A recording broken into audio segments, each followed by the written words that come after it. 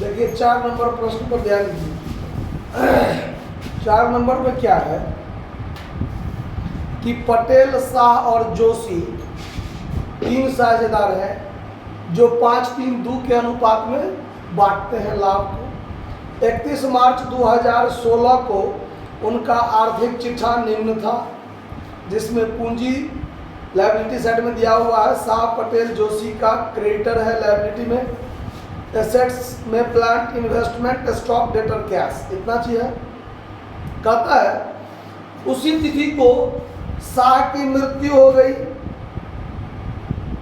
पटेल अवकाश ग्रहण करता है, पटेल अवकाश ग्रहण करता है, अतः वे विघटन करने के लिए सहमत हुआ है। जोशी ने संपत्ति एवं दायित्वों को इस प्रकार लिया। अब देखिए जोशी बचा हुआ है, जोशी क्या है, बचा हुआ है। शाह का मृत्यु हो गया, पटेल रिटायर कर गया, आज जोशी बचा हुआ है। तो एक साझेदार से तो साझेदारी व्यवसाय चलता नहीं है, तो व्यवसाय को समापन करने का निर्णय लिया, व्यवसाय को बंद करने का निर्णय लिया। और जो बचा हुआ साझेदार है उसने ये सोचा होगा कि जो संपत्ति है, कर्जा है, फला चिला है, वो मैं ले लेता हूँ, मैं अपना व्यवसाय क्या करूँगा, चला लूँगा अपना। आया बात समझ में? तो सभी संपत्ति और दायित्वों को किसने ले लिया, जोशी ने ले लिया। तो अब संपत्ति के वसूली के संबंध में 2 तरह की बातें होती है, या तो उसको बेच के नगद वसूल हो जाता है रुपया, या फिर कोई साझेदार चाहे तो संपत्ति ले सकता है, उसके पूंजी खाता में एडजस्ट हो जाता है, जितना लेता है उतना उसको कम पेमेंट होगा। आया बात समझ में? अगर ज्यादा का संपत्ति ले लिया, पूंजी से ज्यादा का संपत्ति ले लिया, तो वो नगद ला कर देगा व्यवसाय में आके। आया बात समझ में? तो संपत्ति की वसूली 2 तरह से होते हैं, या तो कोई साझेदार ले ले और या तो फिर नगद में बिक्री हो जाए। आया बात समझ में? तो इसमें जोशी लेता है, ठीक है। ख्याति का मूल्यांकन 60,000 पर किया गया। अब देखिए बैलेंस शीट में ख्याति तो था नहीं, लेकिन ख्याति का वसूली हुआ जब फर्म का विघटन हुआ तो। और ख्याति को किसने ले लिया, जोशी ने ले लिया। निवेश का बंटवारा लाभ विभाजन अनुपात में किया गया, चूंकि वो बिक्री योग्य नहीं था। जो इन्वेस्टमेंट नाम का संपत्ति था वो बेचने योग्य नहीं था, तो तीनों साझेदार आपस में लाभ विभाजन अनुपात में बांट करके क्या कर लिया, ले लिया, ठीक है। स्टॉक का एक भाग 10,000 में बेच दिया गया, बाकी का मूल्यांकन 28,000 पर हुआ। देखिए स्टॉक का एक भाग 10,000 में बेचा गया तो बेच के रुपया आया, अब बाकी भाग को 28,000 पर मूल्यांकन किया गया, उसको जोशी ने ले लिया। चूंकि एक के बार में क्लियर कर दिया है कि जोशी ने संपत्ति और दायित्वों को ले लिया, जितना का मूल्यांकन हुआ सब लिया। जिस संपत्ति के बारे में स्पष्ट नहीं कह दे कि बेच दिया गया, उसको जोशी ने ले लिया। तो जिसको बेच के रुपया आया वो बाय कैश अकाउंट के अंतर्गत लिखाएगा, और जो उसको साझेदार ने ले लिया बाय पार्टनर्स कैपिटल के अंतर्गत लिखाएगा, ठीक है। देखिए कैसे लिखाएगा, वो जब बनाएंगे तो स्पष्ट क्लियर होगा। अन्य संपत्ति और दायित्वों का मूल्यांकन, पुनर्मूल्यांकन उसका जो हुआ वो पुस्तकीय मूल्य पर ही किया गया है। अब देखिए, अब सबसे पहले हम बनाएंगे क्या, रियलाइजेशन अकाउंट, रियलाइजेशन अकाउंट।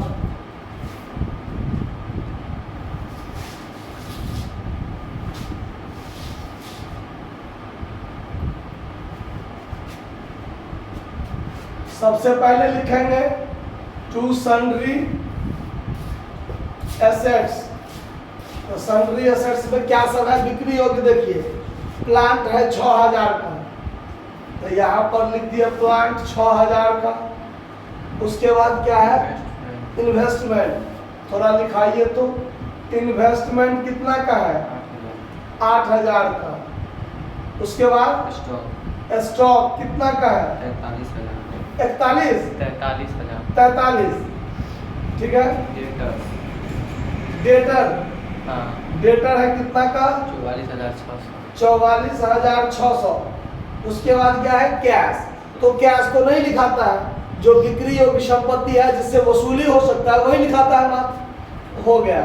अब ये पूरा को जोड़ के कितना होगा, 1,01,600 होगा, 1,01,600 होगा। क्यों, तो बैलेंस शीट का टोटल जोड़ है 1,04,600, उसमें खाली कैश हम लोग नहीं लिखे 3,000, बाकी तो सब लिखे हैं।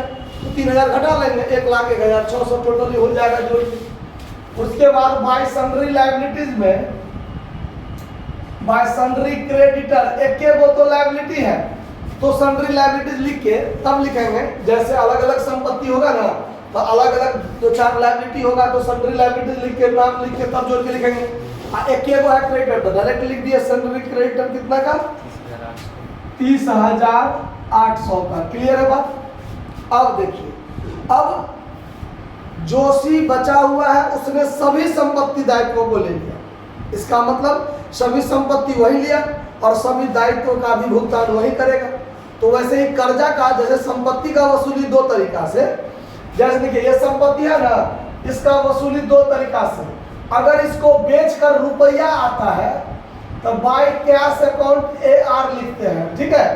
और अगर इसको साझेदार ने ले लिया तो bye partners capital account, bye partners capital account और पोस्ट में AT लिख देंगे, एसेट्स टेकन लिख देंगे, ठीक है। तो यहां पर तो स्पष्ट क्लियर कर दिया कि जोशी ने लिया, जोशी ने लिया।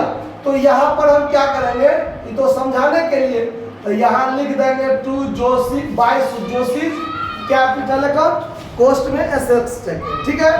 क्या सब लिया है, तो गुडविल 60,000 में लिया, देखिए लिखा हुआ है ना, गुडविल का मूल्यांकन 60,000 में हुआ तो जोशी ने लिया है।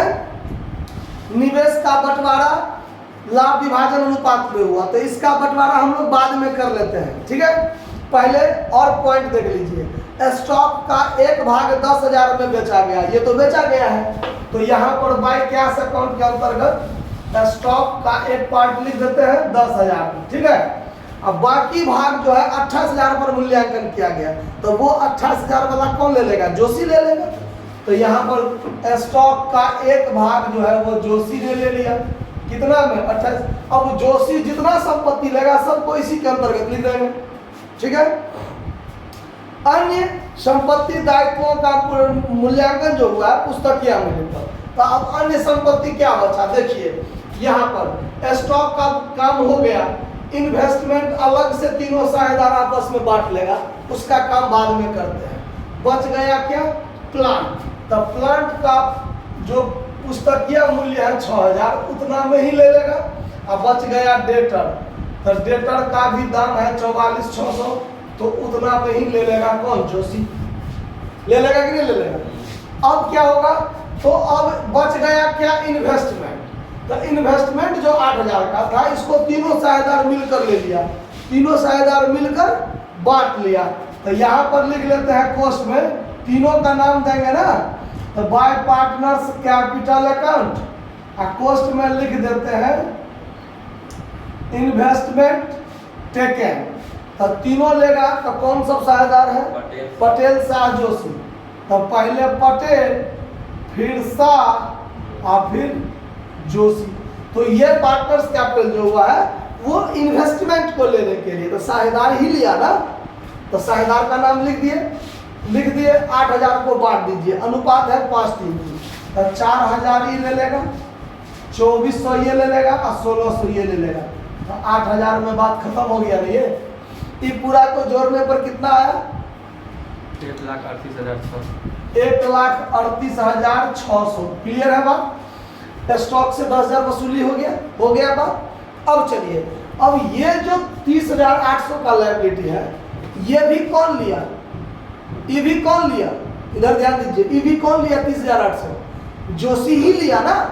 इसका मतलब डेबिट में हो जाएगा जोशीज कैपिटल अकाउंट और कोस्ट में लिख देंगे क्रेडिटर पेड, क्रेडिटर पेड। मतलब देखिए ये जो लायबिलिटी है इसका भी भुगतान हम लोग इससे पहले डेबिट में टू कैश अकाउंट लिख के करते थे ना, कि नहीं करते थे। तो अगर नगद में भुगतान होगा तो टू कैश अकाउंट, अगर साझेदार करेगा तो टू पार्टनर्स कैपिटल अकाउंट, तो जोशी किया तो टू जोशी कैपिटल अकाउंट। ठीक है, बात समझ में आ गया। वसूली व्यय के संबंध में कोई चर्चा सवाल में नहीं है, छोड़ देंगे, बात खत्म हो गया। अब यहाँ पर जोड़ घटाव कीजिए, देखिए फायदा हुआ कि घाटा, यहाँ 30,800 लिख दीजिए। तो अब हिसाब लगता है यही साइड ज़्यादा है, मतलब प्रॉफिट हुआ है। तो इधर जोड़ते हैं तो 40,800 हो गया, इस दोनों को जोड़ लिए, 1,38,600 ये हो गया और ये 8,000 हो गया, तो 1,87,400, 1,87,400 और इसमें से घटा दीजिए 1,01,600 और माइनस कर दीजिए 30,800, तो 55,000 रुपया हमको जो है वो प्रॉफिट में आंसर आया है। तो यहाँ पर 55,000 जो है लिख देंगे और लिख देंगे to all partners capital account profit, Patel, Shah और जोशी, तीनों का नाम लिख देंगे। तो 55,000 को यदि बांटेंगे, 55,000 भागा 10 कर दीजिए, 5500 दूनी करेंगे तो 11,000, तिया करेंगे तो 16,500 और पचे करेंगे तो 27,500। क्लियर है बात? गुने 5 तो 27,500, ठीक है, 16,500 और ये 11,000 और 1,100 लिखा गया। ठीक है, कोई दिक्कत? बात समझने में दिक्कत नहीं आया है कोई? चलिए अब बनाएंगे हम लोग partners capital account. Partners capital account, partners capital account, 3 साझेदार है तो 3 अमाउंट का कॉलम देंगे हम लोग।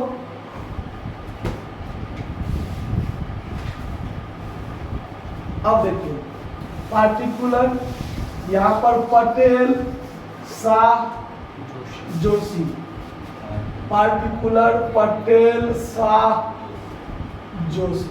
ठीक है, अब इसका जब पूंजी खाता हम लोग खोलेंगे तो सबसे पहले लिखेंगे बाय बैलेंस बीडी, तो यहाँ पर लिखेंगे बाय बैलेंस बीडी। पटेल का है 36,000,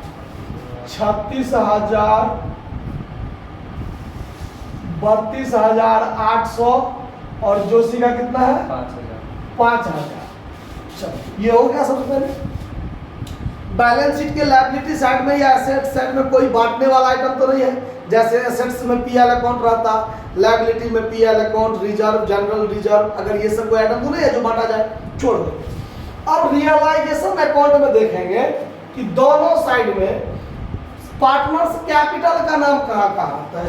एगो है जोशी कैपिटल तो पार्टनर्स कैपिटल, यहाँ है पार्टनर्स कैपिटल इतना, और इस साइड में ये है पार्टनर्स कैपिटल और ये है पार्टनर्स कैपिटल। तो ये बातों का इसमें पोस्टिंग हो जाएगा। क्रेडिट साइड में है तो डेबिट में लिखाएगा, इसके डेबिट में है तो क्रेडिट में लिखाएगा। ठीक है, और ये जो जाएगा किस अकाउंट के माध्यम से? रियलाइजेशन अकाउंट के माध्यम से, तो रियलाइजेशन अकाउंट लिखाएगा। तो ये दोनों बात यहां लिख दीजिए, to realisation account assets taken.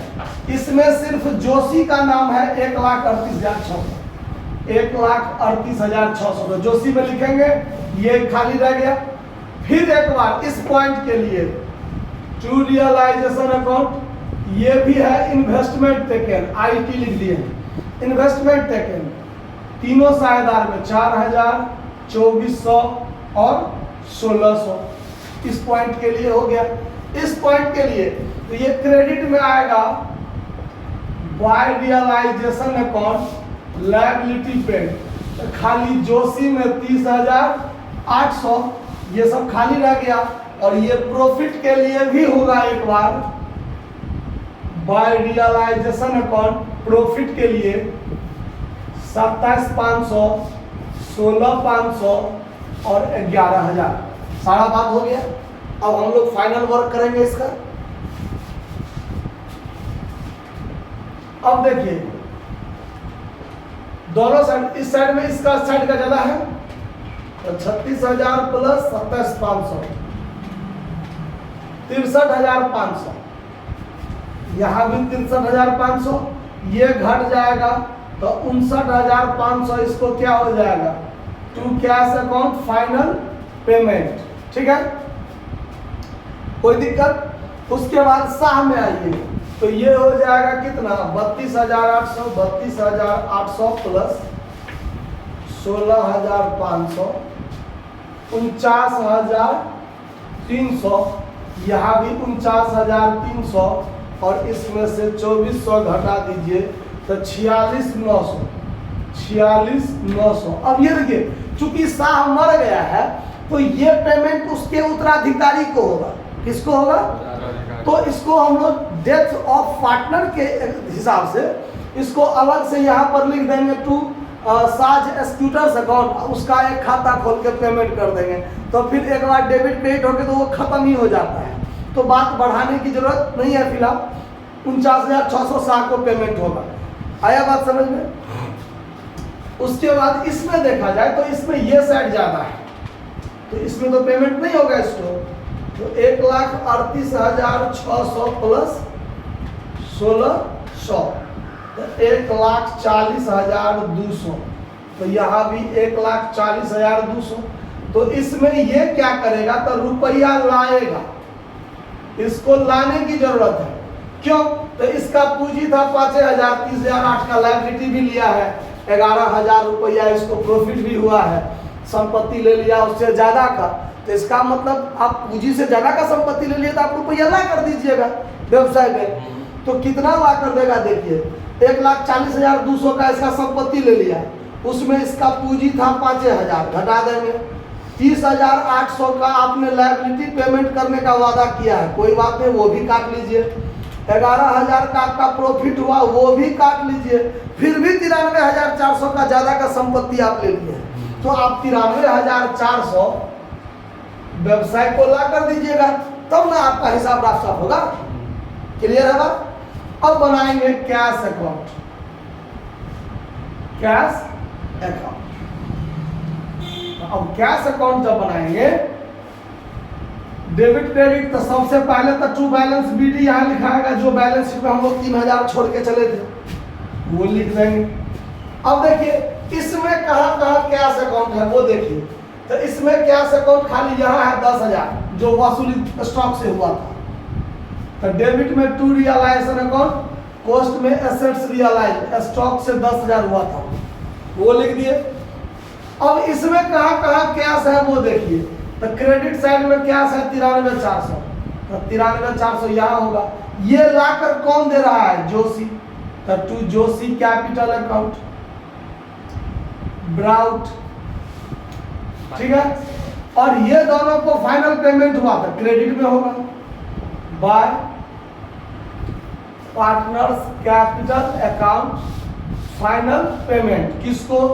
तो पटेल को और शाह को, पटेल को और शाह को। तो पटेल को हुआ 59,500 और इसको हुआ 46,900। तो 9 5 14 के 400, 9 6 15 16 के 6 5 4 9 1 10। बात खत्म। तो 90,000 ये 1,06,400 इधर भी हो रहा है और इधर भी आपका 1,06,400 हो गया। मतलब कैश अकाउंट का मामला रात साहब जितना आया, जितना था, जितना वसूली हुआ, जितना जोशी लेके आया, उतना रुपया में दोनों साझेदार को फाइनल पेमेंट कर दिया गया। पैसा का कोई शेष नहीं बचा हुआ है। बात खत्म। कहीं कोई दिक्कत बात को समझने में? तो आप लोग इस सवाल को क्या कर लीजिए, नोट कर लीजिए। धन्यवाद।